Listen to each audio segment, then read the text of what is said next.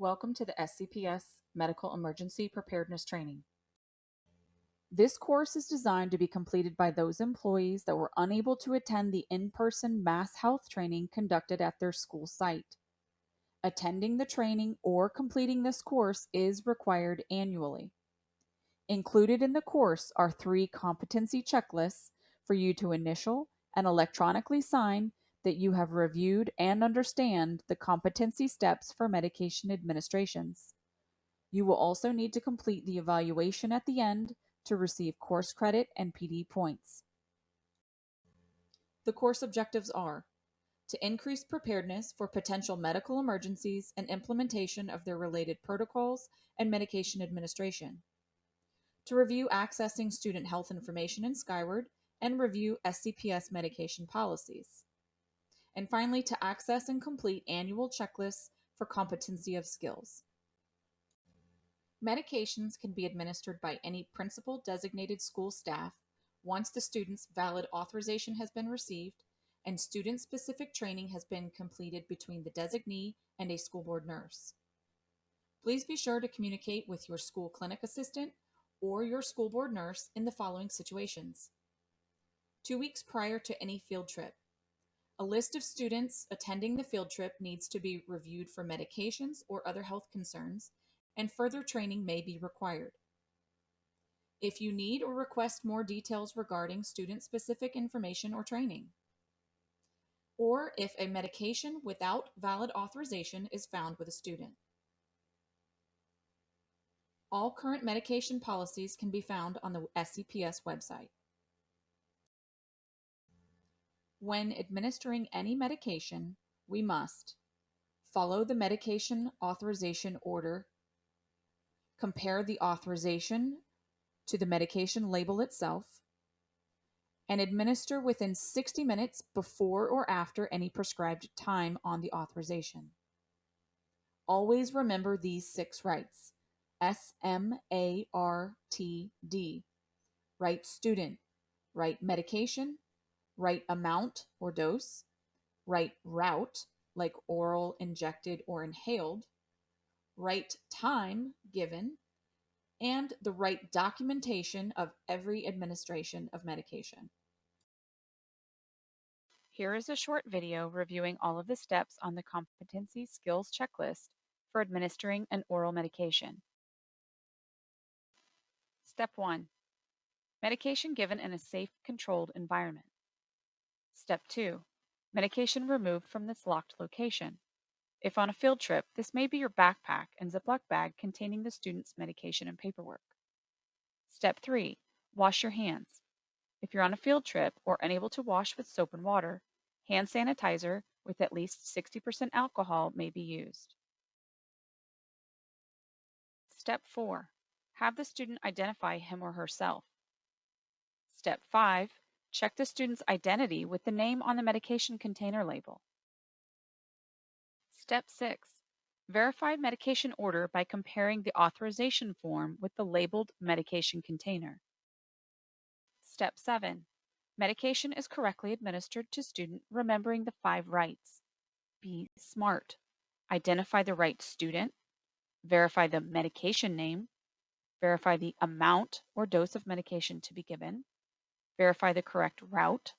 And identify the correct time to administer the medication. Step 8. Be sure the medication does not come in contact with your hands during administration or when removing it from the container. The amount ordered may be given to the student directly to take orally. Step 9. Check that the student swallows the medication. Step 10. Check the label again. Step 11. Administration of the medication is recorded on the individual student's medication record per guidelines in medication administration policy. This may be done in Skyward electronically or on the field trip medication administration form. Step 12 is the medication is then returned to its locked location.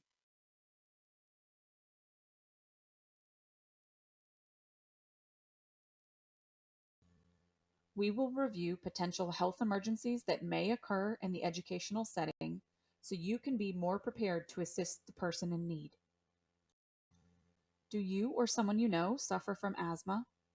According to the Asthma and Allergy Foundation of America, about 4.8 million children under the age of 18 have asthma. Don't have asthma yourself? Well, imagine doing all of your breathing through a straw. This is how an asthmatic feels as the airways start to narrow, swell, and produce extra mucus. Recognizing potential triggers is important in preventing an asthma attack. An early recognition of symptoms is important to prevent a delay in treatment. Be sure any student with difficulty breathing is evaluated by the clinic. Don't ignore the complaints. The treatment for an asthma episode is a rescue inhaler that works quickly to open the restricted airway. Students who have a rescue inhaler on campus must have a valid authorization completed by their licensed healthcare provider. Some students may be permitted to self-carry and/or self-administer their rescue inhaler according to their authorization that's reviewed by the school board nurse. The student may have an emergency action plan that should indicate where the inhaler is located. If the student does not show signs of improvement after administration of the rescue inhaler per the authorization's order, 911 should be called for further evaluation.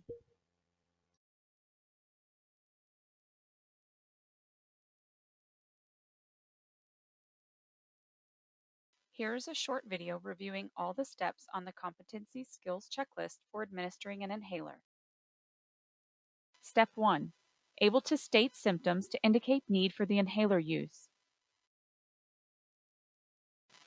Step 2. Check for authorization. Compare the authorization form to the medication label. Step 3. Check for the 5 rights. When comparing the medication authorization to the medication label, make sure you remember Be SMART.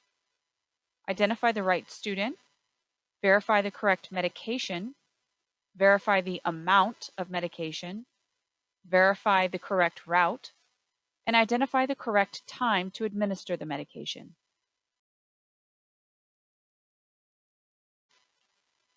Step 4. Wash hands. Both you and the student should wash their hands with soap and water.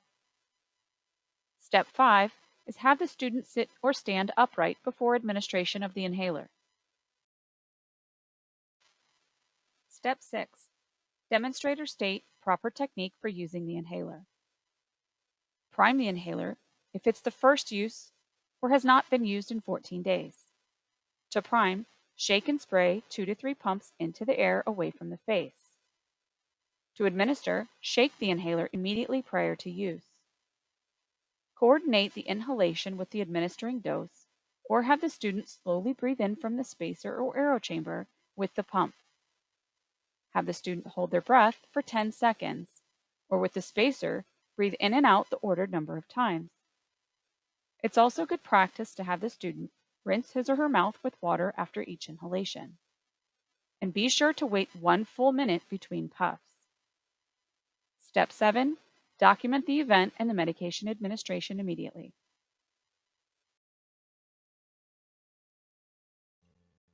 Anaphylaxis is a severe allergic reaction that can be life-threatening. The immune system releases a flood of chemicals, sending the body into shock, causing low blood pressure, constricted airway, and a weak, rapid pulse. Recognizing anaphylaxis is critical for early intervention.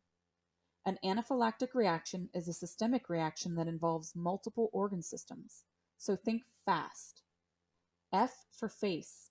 Look for itching, redness, or swelling of the face and/or tongue. A for airway. Look for trouble breathing, swallowing, or talking. S for stomach. Look for vomiting or diarrhea or complaints of abdominal pain. And T for total body. Look for overall paleness or loss of consciousness. Look for rashes, redness, or swelling on other parts of the body besides the face. It is important to know that any time the lips, tongue, or airway are affected, or 2 separate organ systems are affected, for example, the student has hives on their arms and then begins to vomit, we need to administer emergency medication if available and call 911 immediately. Anaphylaxis must be treated immediately. The drug used to treat anaphylaxis is epinephrine, sometimes called epi. It works within minutes to prevent progression, but does not reverse anaphylaxis. Therefore, emergency medical services and parent or guardian will always need to be called. Epinephrine is administered through an autoinjector into the large muscle of the outer thigh. Shown here are the types of epinephrine autoinjectors you might see for your students. They are all a little bit different, but all deliver the drug epinephrine. You may want to familiarize yourself with the specific type that your students have prescribed to be as comfortable as possible with using if necessary. Remember that the administration instructions are always on the autoinjector itself in case you need reminders. And when in doubt, give it. Epinephrine is a hormone that is naturally in the body, and one of the biggest mistakes made with anaphylaxis is not giving the epi.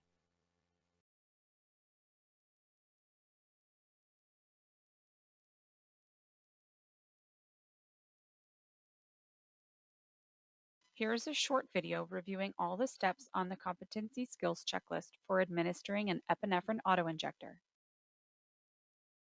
Step 1. Identify symptoms of a severe allergic reaction. This may be indicated specific to the student on the emergency action plan or the medication authorization form. Step 2. Instruct another school staff member to call 911. Be direct, make eye contact, and speak loud and clear. You may even point to the staff member to be sure they know what to do. You, go call 911. Step 3. Check for authorization. Compare the authorization form to the medication label. Step 4. Check for the 5 rights and be smart. Identify the right student, the right medication, the right amount or dose, the right route, and the right time to give the medication. Steps 5 and 6 are apply gloves and demonstrate proper administration of the epinephrine autoinjector. First, remove the autoinjector from its container, and remember blue to the sky, orange to the thigh. Then remove the blue safety cap from the pen. Next, firmly press the tip against the student's outer thigh until you hear and feel a click, and hold for 3 seconds. 2 seconds for AVIQ or 10 seconds for generic. Then massage and rub the area for 10 seconds.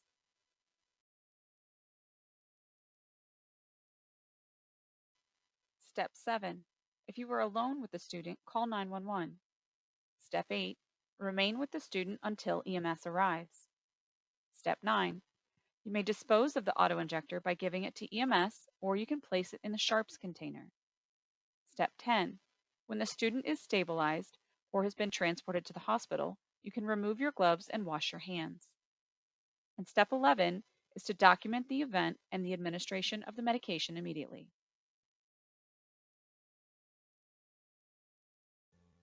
Remember that an allergic reaction requiring the use of epi is always a 911 call.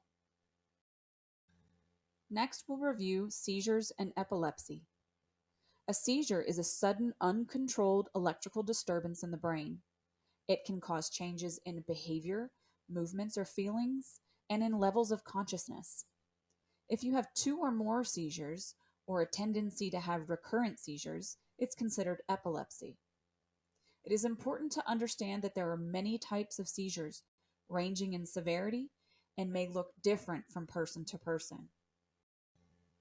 You are not expected to know each type, but we want you to have a basic understanding that seizure activity can range from brief moments of blank staring to total loss of body control. Among the different types of seizures, the type that requires an emergency response is typically the convulsive, tonic-clonic, or grand mal type. These can be scary to experience, but try not to panic. Shown here are the stages of a grand mal and what you might see during each stage. The most important thing to remember for this type is to follow the seizure first aid steps. Seizure first aid may need to be a group effort. We want to help the student onto his or her side on the ground while protecting their head. It is important to note the time any seizure starts and monitor the length of the seizure. Someone needs to call for help. Be sure whoever calls shares the name of the student and the location of the event clearly. Other students should be escorted out of the room or area to provide privacy, and be sure to discourage any videoing or photography. Try to note the description of the seizure, what you see, so you can share with the clinic staff, parent, or emergency medical services. If there is a student in your class with a known seizure disorder, they should have an individualized plan for treatment and may have a rescue medication at school. There are several types of seizure rescue medications. The steps for administering the rescue med would be reviewed with you in person by a school board nurse according to the student's individualized plan. The period of time to administer any of these medications is determined by the student's physician. Because the doctor writes specific orders as to when the medication is to be given, we need to know when the seizure activity starts.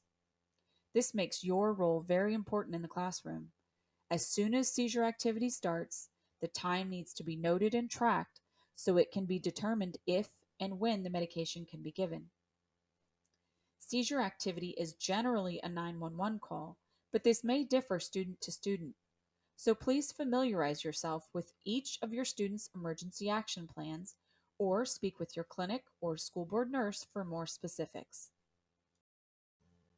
Let's move on to diabetes, a chronic health condition that affects how the body turns food into energy. Insulin is a hormone normally made in the body. It helps glucose or sugar enter cells where it can be used for energy. Without insulin, glucose remains in the bloodstream and cannot be used for energy by the cells. When the glucose is in the bloodstream, it can be detected and measured, which is how diabetics monitor their levels. There are two common types of diabetes that you may see in the schools. Type 1 is an autoimmune disorder that attacks the pancreatic cells, preventing the body from making insulin. This patient must take insulin based on their blood glucose level to survive. Type 2 is when the body does not respond or use the insulin properly. This type is normally acquired later in life as a result of lifestyle choices such as diet or exercise. Their treatments can vary, but also may include taking insulin. The most important thing to understand regarding diabetic care is recognizing the difference in treatments for high versus low blood glucose levels. If there is a student in your class with diabetes, they should have an individualized plan for treatment. You will be working with your school board nurse to learn the ins and outs on how to help this student manage their diabetes while at school. But understand that high blood glucose levels can be dangerous. It can damage things like blood vessels, kidneys, and eyesight over time. But low blood glucose can be deadly if not treated immediately. Low blood sugar always requires immediate action. Signs, symptoms, and treatment steps should be followed according to the student's individualized plan. If you suspect low blood sugar, call for help. Do not send them to the clinic. Have the clinic come to you and be sure to stay with the student. Have you ever witnessed someone choking? How do you know they are in fact choking? Choking is when a person can't speak, cough, or breathe because something is blocking or obstructing the airway. Once you have confirmed they are choking and have offered to help, you can perform the Heimlich maneuver to dislodge the object. To perform the maneuver, you would stand behind the person, placing one foot in front of the other for your balance. Make a fist with one hand. Place the thumb side of the fist just above the navel or belly button. Grasp the fist with the other hand. Perform abdominal thrusts in an upward motion until the item becomes dislodged or the person becomes unconscious. Be sure to use a scooping motion, as the goal is to essentially knock the air from the lungs, forcing the object out. When performing the Heimlich maneuver, there are only two options. Either the item becomes dislodged and it comes up, or the person becomes unconscious and goes down. If the person goes down, you want to safely lower them to the ground and begin chest compressions. Anytime the Heimlich is performed, 911 should be called immediately. If the Heimlich is successful and the object comes up, the person needs to be evaluated, as the Heimlich requires force and may cause trauma. If the Heimlich was unsuccessful, the person will go down and will require emergency medical services as you begin chest compressions. Can you perform the Heimlich on a pregnant person? Yes. You would perform inward thrusts in the center of the chest. Can you perform the Heimlich on someone physically larger than you? Yes. You can ask them to lie down, straddle over them, and perform the same upward thrusts above the belly button, or perform chest thrusts as you would the pregnant person. Or if you're unable, you would wait for them to go down and begin chest compressions. Anytime a person becomes unresponsive and is not breathing, chest compressions will need to be performed and an AED will need to be retrieved. Direct someone to get the closest AED. Position yourself to the person's side near their chest. Place the heel of your hand on the center of the person's chest. Place the palm of your other hand on top. With your shoulders over your hands, press down hard, 5 to 6 centimeters or 2 to 2.5 inches at a steady rate of 100 to 120 compressions a minute. Continue with chest compressions until the person begins breathing on their own or until EMS arrives and takes over. Anytime you initiate CPR, you have to be sure someone is getting the AED, or Automated External Defibrillator. It is important to know where the AEDs are located on your campus in case you are asked to retrieve one. Any person capable of turning the AED on and following the prompts can effectively use one. There are different types of AEDs on our campuses and in the public setting, but all are designed to direct the rescuer step by step. Once you turn an AED on, it will tell you exactly what to do and will repeat itself until the action is performed. Continue the cycle of chest compressions and AED use until the person becomes responsive or EMS arrives and takes over. Opioid drugs include prescription pain medicine and illegal drugs. Examples of opioids include morphine, heroin, codeine, oxycodone, hydrocodone, and fentanyl. Symptoms of opioid use include drowsiness, euphoria, slowed breathing, confusion, constipation, nausea, and vomiting.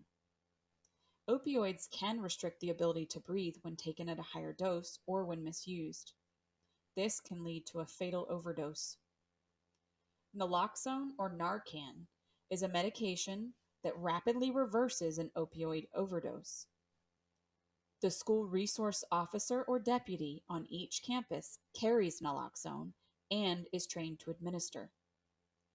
Call 911 immediately for any suspected opioid overdose.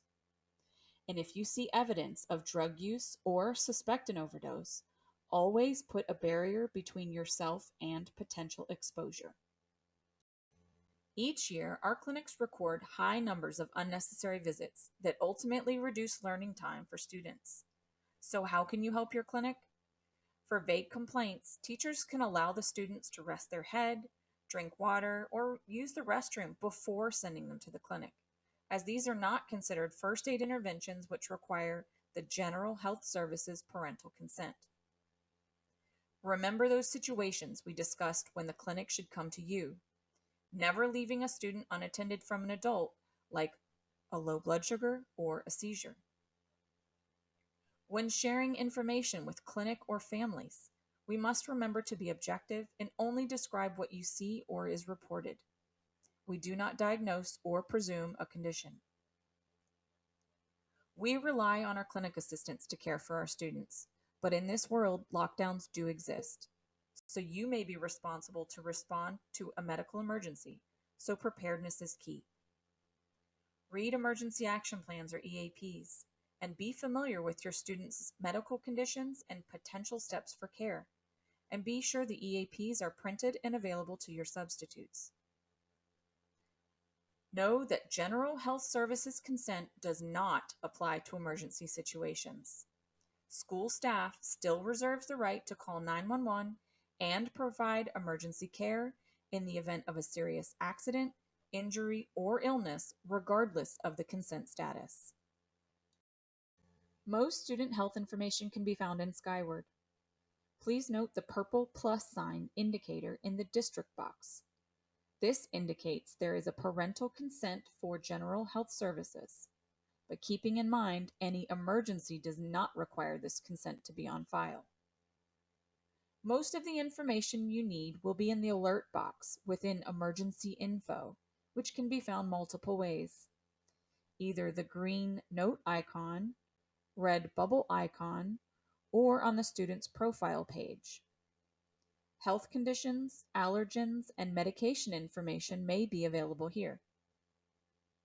If the student has an emergency action plan, the digital copy can be found within Teacher Access, My Students, Student Info, and then IHP, or under the Health tab on the student's profile page. A paper copy should be provided to you by the school board nurse or the clinic, and remember to have the copy available for substitutes. There will also be a copy in the student's medication folder in the clinic, as well as attached to their clinic card. If a student has an individual health plan, it will be located digitally in Skyward in the IHP section, along with its associated EAP. That was a lot of information, but we thank you for your time and commitment to the students. To receive credit for this training, you must complete the digital competencies and knowledge check evaluation with at least an 80% passing grade. Condition and medication-specific courses are always available on Safe Schools for more detailed information.